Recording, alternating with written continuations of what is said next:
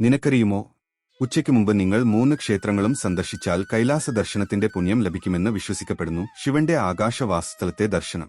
വളരെക്കാലം മുമ്പ് മാല്യവനിൽ നിന്ന് പവിത്രമായ ശൈവവിദ്യ സ്വീകരിച്ച ഖരാസുരൻ കഠിനമായ തപസ് ചെയ്യുന്നതിനായി കൈലാസ പർവ്വതത്തിലേക്ക് യാത്ര ചെയ്തു. അദ്ദേഹത്തിന്റെ അചഞ്ചലമായ ഭക്തിയിൽ സംതൃപ്തനായ ശിവൻ അദ്ദേഹത്തിന് വരങ്ങൾ നൽകുകയും സ്വന്തം സത്തയിൽ നിന്ന് ഉരുത്തിരിഞ്ഞ 3 തിളക്കമുള്ള ശിവലിംഗങ്ങൾ സമ്മാനിക്കുകയും ചെയ്തു. ഖരാസുരൻ തെക്കോട്ട് യാത്ര ചെയ്യുമ്പോൾ അവയെ ഓരോ കൈയിലും ഒരെണ്ണം കഴുത്തിലും ചുമന്നു. പക്ഷേ വിധിയനുസരിച്ച് ക്ഷീണം അയാളെ കീഴടക്കി. വൈക്കം, ഏറ്റുമാനൂർ, കടുത്തുരുത്തി എന്നിവിടങ്ങളിൽ അദ്ദേഹം ശിവലിംഗങ്ങൾ നിർത്തിയപ്പോൾ അവ നിശ്ചലമായി. ഒരു ആകാശ ശബ്ദം പ്രഖ്യാപിച്ചു, എന്നിൽ അഭയം പ്രാപിക്കുന്ന എല്ലാവർക്കും മോചനം നൽകിക്കൊണ്ട് ഞാൻ ഇവിടെ തന്നെ തുടരും. പരശുരാമൻ കേരളത്തിൽ 108 ശിവക്ഷേത്രങ്ങൾ സ്ഥാപിച്ചു. 3 ക്ഷേത്രങ്ങളുടെ വിശദാംശങ്ങളുള്ള പരശുരാമ സ്ഥാപിത ക്ഷേത്രങ്ങളുടെ ഭൂപടം കാണാൻ എന്റെ ബ്ലോഗ് കാണുക.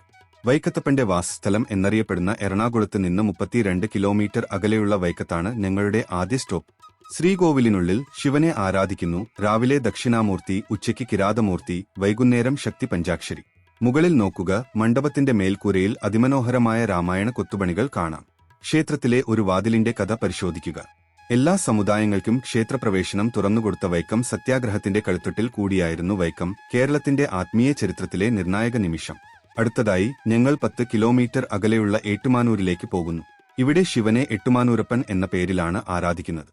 ഈ ലിംഗങ്ങൾ പ്രതിഷ്ഠിച്ച ശേഷം ഖരസുരൻ ഒരു മാനായി മാറുകയും ആരാധന തുടരുകയും ചെയ്തുവെന്ന് പറയപ്പെടുന്നു.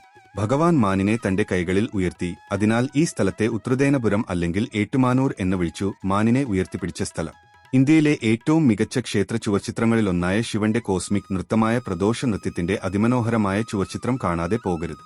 വാർഷിക ഉത്സവവേളയിൽ 7 സ്വർണ്ണ ആനകളായ 7 സ്വർണ്ണ ആനകളെ ദർശനത്തിനായി കൊണ്ടുവരുന്നു. ഏകദേശം 13 കിലോഗ്രാം സ്വർണമുള്ള ഈ സ്വർണ്ണ പ്രതിമകൾ ദൈവിക സമൃദ്ധിയുടെ കാഴ്ചയാണ്. ഇവിടെ ഭക്തർ തുലാഭാരം നടത്തുന്നു. സ്വർണം, പഴങ്ങൾ അല്ലെങ്കിൽ ധാന്യങ്ങൾ എന്നിവ അവരുടെ ശരീരഭാരത്തിന് തുല്യമായ നന്ദിയോടെ സമർപ്പിക്കുന്നു. ഒടുവിൽ ഞങ്ങൾ കടുത്തുരുത്തിയിൽ എത്തുന്നു. അവിടെ ഖരസുരന്റെ കഴുത്തിൽ വിശ്രമിച്ചിരിക്കുന്ന ലിംഗം ആരാധിക്കുന്നു.